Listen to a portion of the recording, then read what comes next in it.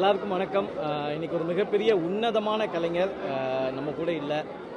மிகப்பெரிய வருத்தம் என்னன்னா, அவரை நம்ம நிறைய ரசிச்சிருக்கோம், நிறைய நம்மளை சிரிக்க வச்சிருக்காரு. அவருடைய இழப்புக்கு நம்மள சில பேரும் காரணம் அப்படின்னா நான் சொல்லுவேன். ஏன்னா வாழ்க்கையில் எல்லாருக்குமே அடி சறுக்கும். இந்த உலகத்தில் யாரும் உத்தமன் கிடையாது. இன்னைக்கு என்னன்னா, நம்ம டிவியில் சில கேரக்டர்ஸை பார்க்குறோம், சமூக வலைதளங்களில் பார்க்குறோம். சில பேர் சில நல்லது பண்ணும்போது, நல்லது பண்ணுற மாதிரி காட்டும் போது அவங்களாம் ரொம்ப நல்லவங்க. சில பேர் ஏதாவது ஒரு இடத்துல தவறும்போது அவங்கெல்லாம் கெட்டவங்க நம்மளாம் இமேஜின் பண்ணிட்டு அவங்க மீது நிறைய விமர்சனம் பண்ணுறோம்.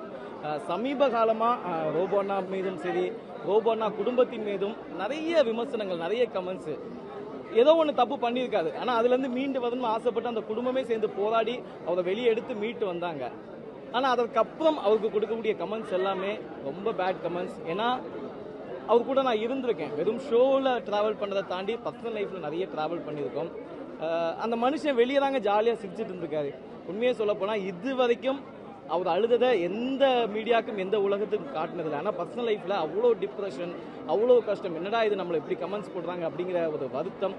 ஸோ உங்கள் எல்லாருக்கும் நான் சொல்லக்கூடிய ஒரே ஒரு விஷயம் என்னென்னா, திரைத்துறையில் நீங்கள் பார்க்குற ஒரு கேரக்டர்ஸை நீங்கள் அந்த மீடியாவில் பார்க்குற சில விஷயங்களை மட்டும் ஜட்ஜ் பண்ணி அவங்கள விமர்சிக்காதீங்க. தப்பு பண்ணால் கூட ஓகே, அவங்களுக்கு நீங்கள் சில அட்வைஸ் கொடுக்கலாமே தவிர அந்த கமெண்ட்ஸும் அவருக்கு ஒரு மிகப்பெரிய டிப்ரெஷனை கொடுத்துச்சு.